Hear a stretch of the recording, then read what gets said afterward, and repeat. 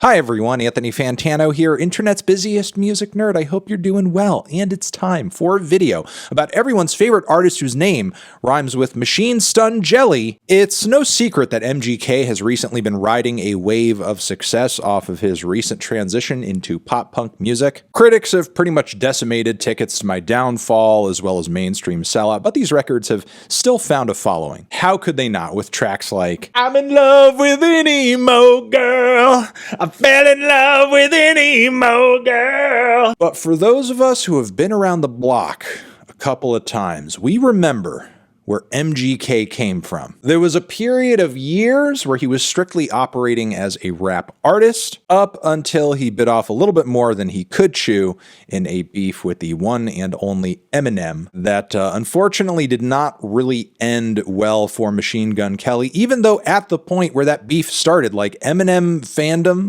was really at an all-time low. How subterranean do your levels of Riz need to be in order for you to get sunned by one of the most currently hated and disrespected rappers out there currently? So given that and how much he's been focused on this new sonic direction, I think many of us pretty much assumed that the rap chapter of MGK's career was pretty much done. But MGK has recently been soft launching his re-entry with rap. There's the track 9 Lives, which he put out a music video for, a cut from the deluxe edition of his latest LP, which, yeah, it does have some pop punk aesthetic, some guitars here and there on the cut, but there's quite a bit of rapping on the song too. He also featured not too long ago on a new ESTG single. Now he's dropping freestyle videos on YouTube, one recently with North Carolina native Corday. Believe it or not, the quality of the video, the writing performance is pretty good. It may not be your style per se, but it's clear MGK has not lost his talent for spitting and writing in the last several years. Him and Corday do their thing over the Doja beat, you know, the one. How can I be misogynistic? I love all my bitches. But yeah, I would say MGK actually comes out on top in this freestyle, especially with standout moments like there you go laying 6 feet while I stand 6'6" in these new kicks,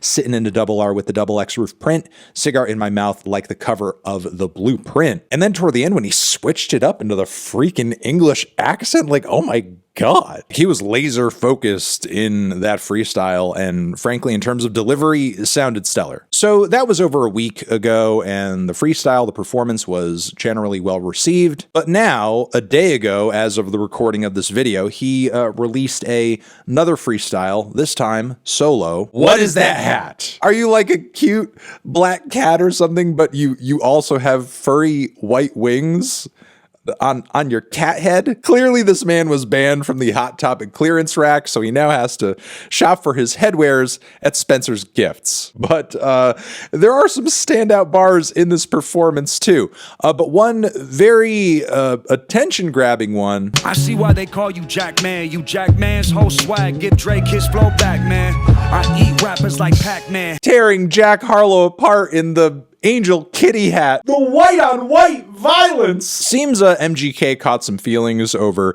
Jack Harlow's recent claim on his new record that he is the best white rapper out since the one who rapped about vomit and sweaters. One, that is a terrible bar. Two, the flows all over Jack's new record are okay at best, and he can barely write a song to save his life. Honestly, it's such a flagrantly incorrect statement. I think just about every white rapper worth their salt wasn't really breaking a sweat over this claim, but not MGK.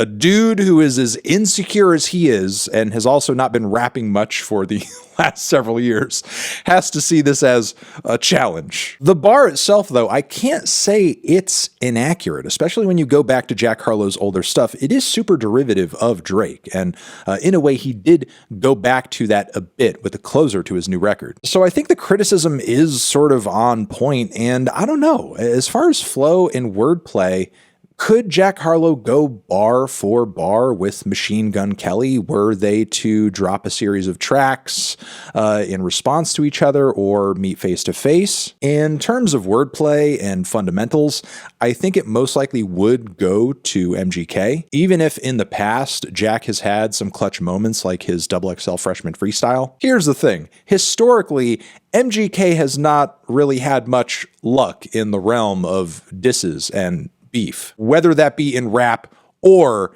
in rock, like when he had Corey Taylor from Slipknot upset with him, and Corey kind of buried the dude without even having to put that in a song. So even when MGK comes through with a solid performance and a point to be made, it does kind of usually blow up in his face, and you would think at this point that dude would just stop touching the stove. But we stan a hard-headed pop punk king. But yeah, it's weird that MGK saw this as like an opportunity to jump in, especially since, again, over the last several years, nobody's even been looking at him as a rap artist. Jack Harlow is just not really taking food off of his plate right now.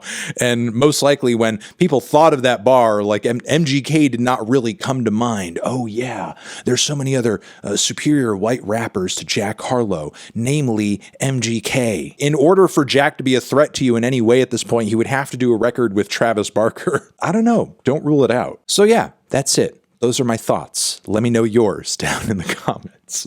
You're the best. Mwah. Over here next to my head is another video you can check out. Hit that up or the link to subscribe to the channel. Anthony Fantano, Jack Harlow, MGK, forever. I'm in love with an emo girl.